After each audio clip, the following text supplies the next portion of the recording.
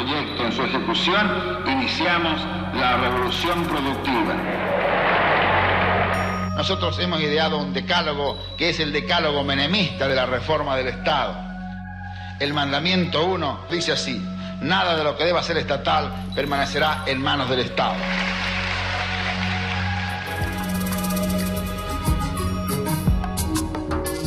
El compromiso es con los argentinos a través de la ley de convertibilidad.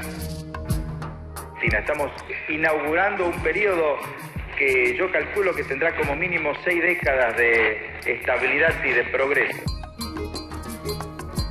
Y que esperamos incluso que no termine en una gran recesión como fue la del 30.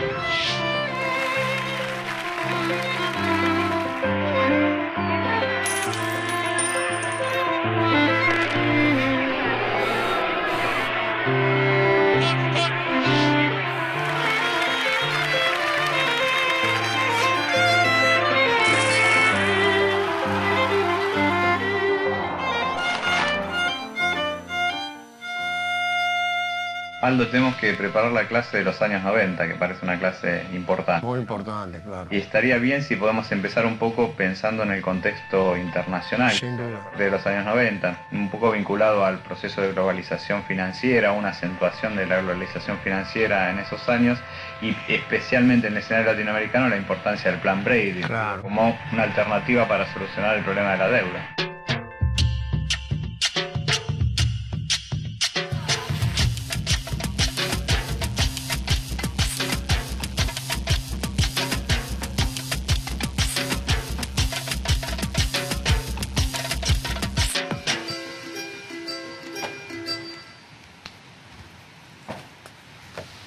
Doctor, le hago una pregunta. Sí. Si bien las ideas neoliberales guiaron la economía argentina en la década del 90, ¿no habían empezado algún tiempo atrás, como a mediados de la década del 70? Exacto, claro. Seguramente, ¿no? Esto es así, porque ya con la dictadura militar uno puede ver una serie de medidas neoclásicas o que pueden definirse como liberales, ¿no? Durante la gestión específicamente de Martínez de Oz. ¿Y el gobierno de Alfonsín cómo se comportó con respecto a esto? Bueno, en realidad la política económica durante el gobierno de Alfonsín no fue estrictamente liberal, digamos, fue una política económica más de tipo heterodoxa. Pero no obstante, a partir de 1989, con la crisis hiperinflacionaria y con el cambio de gobierno, la asunción del gobierno peronista, estas ideas neoliberales que ya habían tenido aplicación durante la dictadura militar se profundizaron y constituyeron ya un sistema mucho más armónico, ¿no? Claro, eso era más o menos lo que pedían los países industrializados, ¿no? Exacto, claro. Los países desarrollados ya habían empezado a implementar este tipo de políticas en Inglaterra, en los Estados Unidos, y fueron, sobre todo después de la crisis de 1982, la crisis de la deuda en México, imponiendo estas condiciones a los países subdesarrollados, a los países deudores, y finalmente eso se va a transformar en lo que se conoce con el nombre del Consenso de Washington. El Consenso de Washington es un decálogo de principios económicos escrito en 1989 para ser aplicado en los países emergentes. Abarca los conceptos básicos del neoliberalismo: disciplina fiscal, reforma impositiva, privatización, tipo de cambio competitivo, desregulación, liberación de políticas comerciales, protección de los derechos de propiedad, apertura de la inversión extranjera directa, prioridad del gasto público en educación y salud, tasas de interés positivas pero moderadas. En 1989 el gobierno radical atravesaba su momento más crítico. La inflación estaba totalmente descontrolada, del orden de más del 100% a nivel mensual. La recesión era muy pero muy importante, el desempleo había crecido, los salarios reales habían caído enormemente y la deuda externa seguía incrementándose de manera exponencial. Este descalabro económico se manifestó rápidamente en el plano político. ¿Por qué no buscamos ahora un poco los datos de inflación de julio de 1989?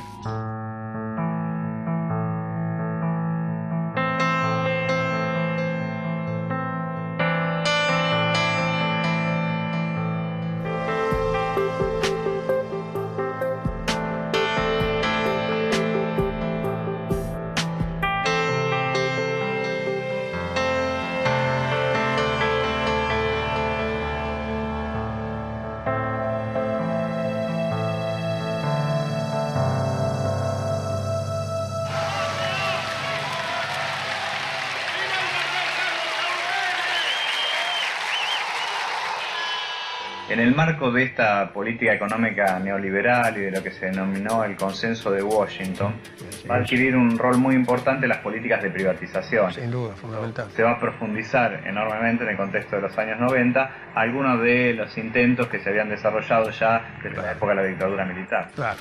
Sí, el neoliberalismo a escala internacional, sobre todo a partir de la presidencia de Reagan en Estados Unidos y de la señora Thatcher, el gobierno de Gran Bretaña, el achicamiento del Estado o las privatizaciones fueron, digamos, un punto fundamental de la estrategia, incluso en el consenso de Washington, con esas recomendaciones que se le hacían a América Latina. Ahora, en la Argentina se llevaron a cabo con una profundidad como en ninguna otra parte. Argentina fue el único país de América Latina y del mundo que privatizó su empresa petrolera.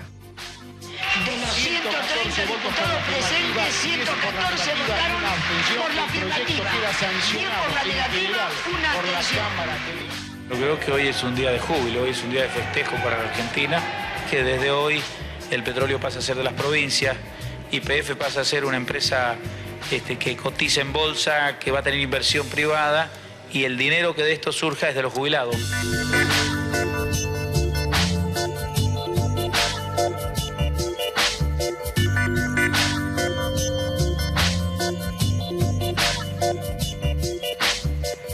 A principios de la década, las principales inversiones extranjeras fueron a parar a las empresas públicas privatizadas. Exacto, Aerolíneas Argentina, Entel, los bancos, el agua, la electricidad, digamos, todos los servicios públicos, las empresas militares, las fábricas petroquímicas, canales de televisión, el correo, la concesión de autopistas por peajes, etcétera. Todo lo que el Estado había acumulado y generado durante décadas fue prácticamente privatizado en el contexto de los años 90. Y precisamente este barrio es un poco la síntesis o el emblema de esa situación del desarrollo de las privatizaciones, ¿no? Esto se creó precisamente el complejo de Puerto Madero en 1992. Acá se instalaron oficinas de varias de las principales empresas privatizadas. Bueno, la privatización continuó, digamos, durante toda la década del 90 y se calcula que más o menos se ingresaron unos 20.000 millones de dólares por precisamente la venta de las empresas que se privatizaron, las empresas que eran del sector público, ¿no? ¿Cuál crees que fue la consecuencia de todo ese proceso? ¿Fueron a parar las reservas del Banco Central? Exacto, exacto. Y a partir de ahí, digamos, en ese particular contexto, se hace una reforma monetaria muy importante que la lleva adelante el ministro de Economía, Domingo Cavalli, que va a dar inicio a lo que se llama la convertibilidad, ¿no? A partir del plan de convertibilidad de 1991.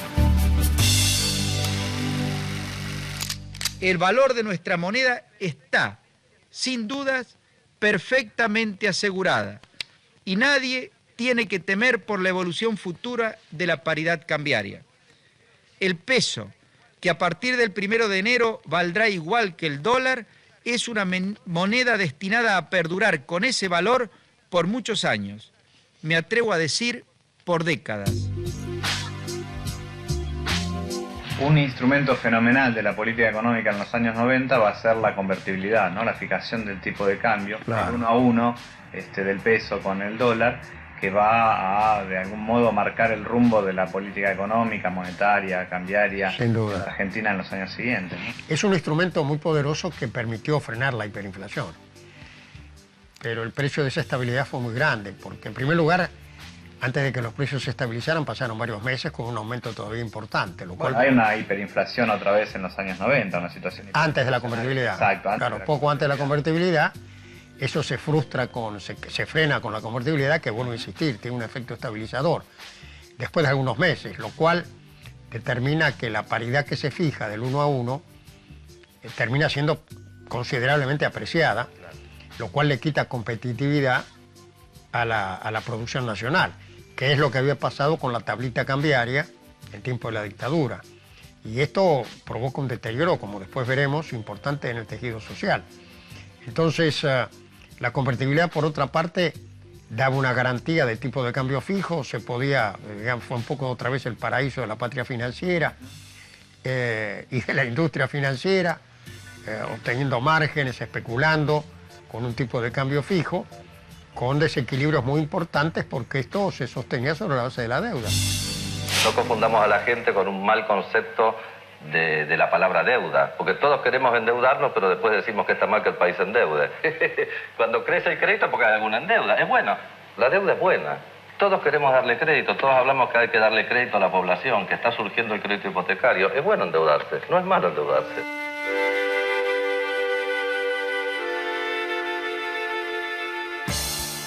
En principio, las consecuencias del liberalismo fueron positivas.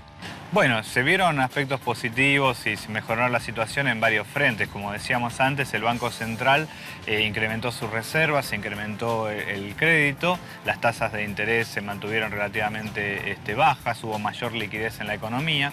La economía en general creció, el Producto Bruto empezó a crecer luego de una etapa recesiva importante en el año 89 y el año 90. En 1991, en 1992 creció un 10%, se incrementó la demanda, digamos, la economía empezó a recuperarse luego de una situación muy crítica que se había generado previamente, ¿no? Era un nuevo escenario para el país en esos primeros años.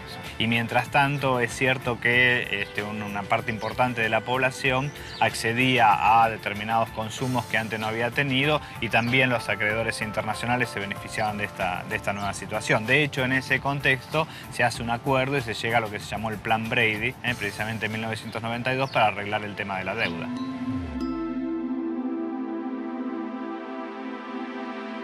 El Plan Brady fue una estrategia adoptada entre fines de los años 80 y principios de los 90 para reestructurar la deuda externa de los países en desarrollo. Se basaba en la reducción de esa deuda.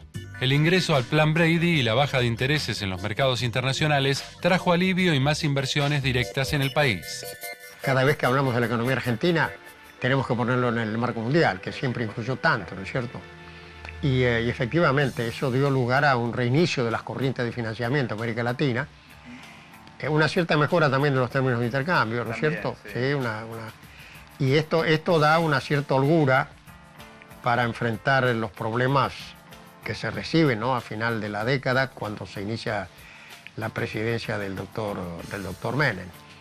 Y allí se tomó un rumbo muy categórico, de entrada nomás manifestando la adhesión a un pensamiento conservador vinculado a los grandes grupos económicos, y finalmente con el inicio del plan de convertibilidad y la profundización del programa de privatizaciones y de regulación de los mercados. Las privatizaciones van a estar vinculadas también a la resolución del pago de la deuda. También, esto fue una forma de cambiar activos valiosísimos por papeles de deuda impagables. Es decir, y después de que se vendió todo el patrimonio nacional, la deuda siguió estando como estaba.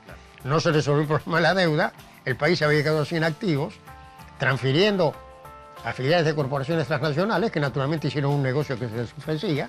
Yo creo que ahí no hubo perversidad del inversor extranjero, simplemente que el país había tomado una política antinacional que generaba espacio de rentabilidad y eventualmente de hechos incorrectos en el manipuleo de los intereses públicos, incluyendo el aumento continuo de la deuda y los posteriores canjes y megacanjes que generaron rentas adicionales.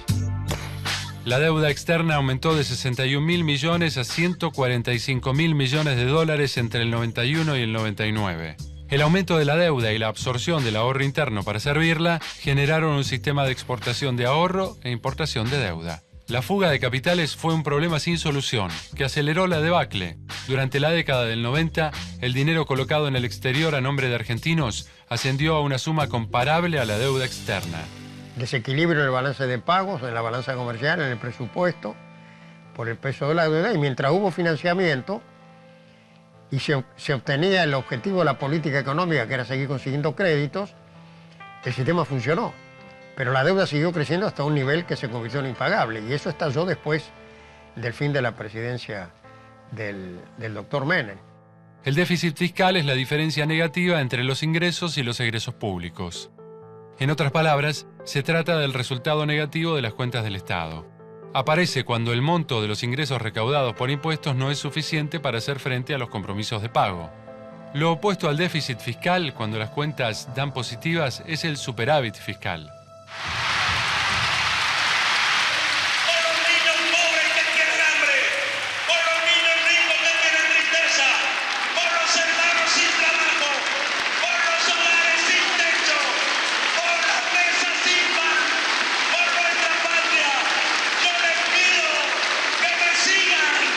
Sigan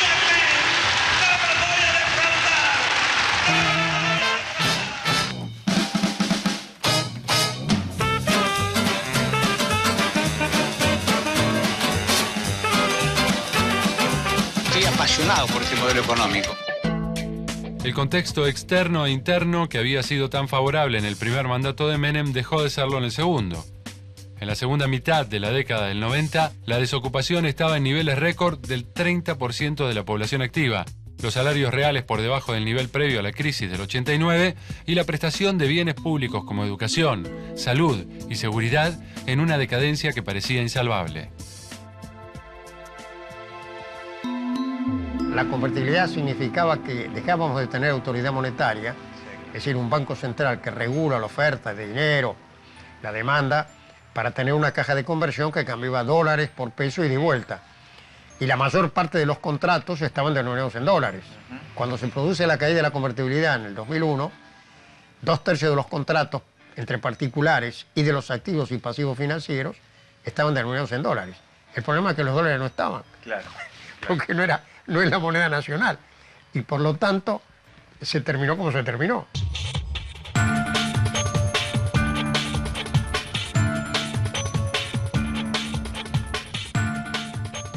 En ese caso, la debacle económica se trasladó al ámbito político. Exacto. ¿Te acordás que en 1999 están las elecciones? La Alianza le gana al peronismo en esas elecciones presidenciales. La Alianza era la unión entre el radicalismo y el FREPASO.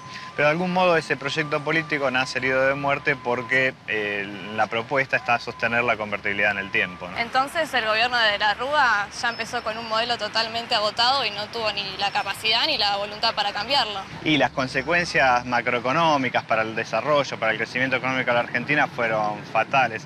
Acordate que estaba la convertibilidad, el 1 a 1, la relación entre el peso y el dólar, y eso coexistía con un nivel de reservas muy pero muy bajo y una notable deuda externa, una deuda externa enorme.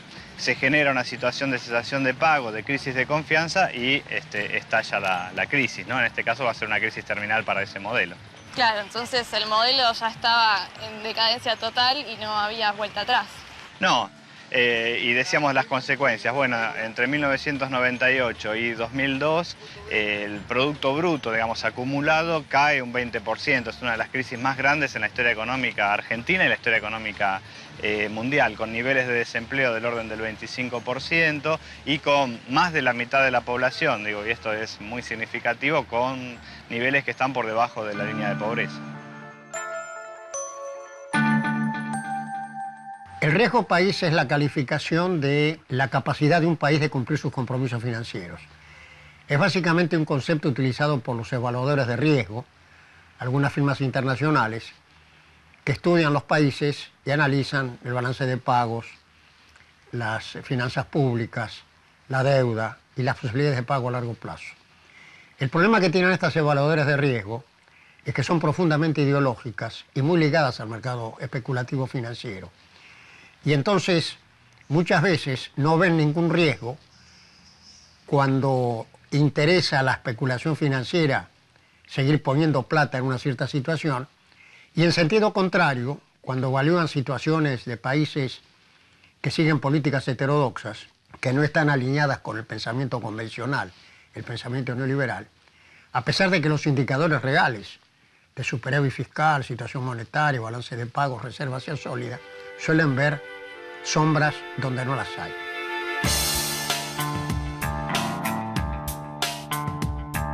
En el último tramo del gobierno de la Alianza fue designado Domingo Cavallo como ministro de Economía nuevamente, y de algún modo eso ya marcó el fin de la situación de la convertibilidad en la economía argentina, ¿no? Las cartas ya estaban echadas. Y en ese contexto, en el año 2001, hay una fuga de capitales muy importante, del orden de 20.000 millones de dólares, y ya el sistema bancario termina paralizado, ¿no? A fines del año 2001, los niveles del riesgo país eran muy altos, por lo que la Argentina no tenía acceso al crédito internacional. ¿Fue esa la gota que rebalsó el vaso? Bueno, sí, esa fue una causa muy importante, pero digamos, fue una más entre varias, ¿no? Ya la situación de la convertibilidad estaba finalmente, digamos, en una situación de difícil retorno, porque precisamente lo que el gobierno tuvo que hacer fue, para impedir la fuga de capitales, paralizar el sistema bancario, evitar que se retiren los dólares. Entonces se dio una situación que se dio a conocer con el nombre de corralito, ¿no? y esto de algún modo ya dio lugar al fin de la convertibilidad. Sí, me acuerdo perfectamente de ese mes de diciembre. En medio de una gran movilización popular y de una ola de saqueo fue cuando renunció de la Rúa. Así es. Culmina un día difícil. Han ocurrido en el país hechos de violencia que ponen en peligro personas y bienes y crean un cuadro de conmoción interior. Quiero informarles que ante eso he decretado el estado de sitio en todo el territorio nacional. En todo el país circulaban 17 monedas emitidas por las provincias debido al derrumbe del sistema monetario. Y de algún modo entraba ya en jaque toda la situación económica de lo que podemos decir es una economía organizada.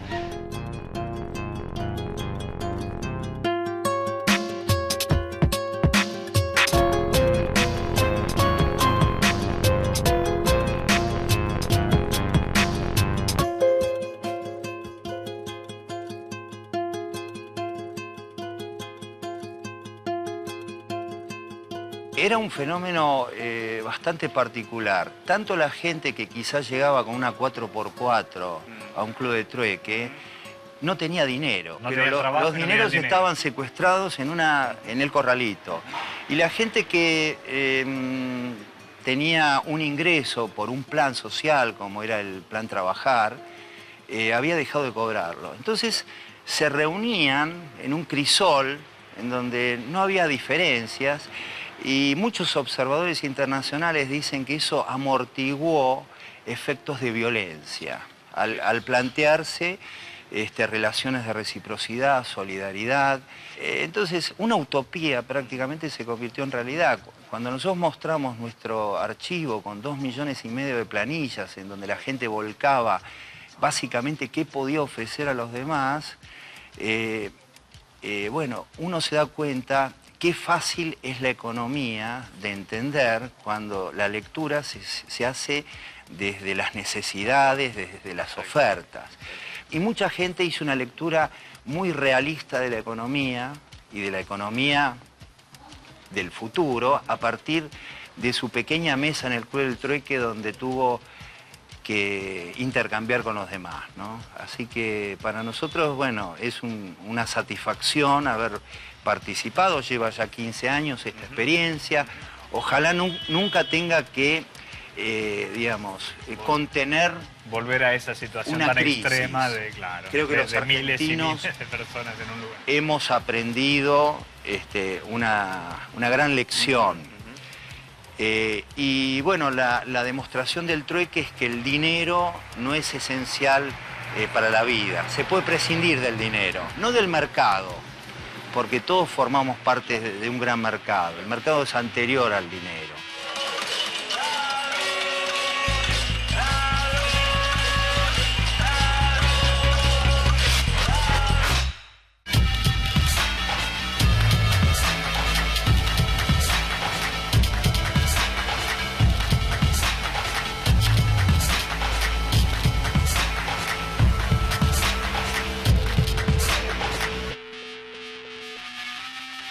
Y finalmente los desequilibrios fueron inmanejables, porque cuando la deuda ya era evidente que no podía pagarse, se cortó el crédito internacional, se produjo la fuga masiva de capitales del 2001 y el desplome del sistema, que se produce ya en tiempos de la alianza en el gobierno. Y este fue el epílogo de ese extraordinario periodo y tan negativo que se inicia con el golpe de Estado del 76. En donde en el marco de las grandes transformaciones mundiales que aconsejaban fortalecer realmente la soberanía y la capacidad de decisión, Argentina hizo exactamente lo contrario. Destruyó sistemáticamente su patrimonio público y su capacidad de decisión. En los países tienen capacidad de defenderse si tienen políticas nacionales sustentadas en la voluntad popular, en la democracia, en la transparencia, en estados eficaces. Y ese es el camino que tenemos que aprender, y todo lo que hemos vivido nos enseña mucho en ese sentido.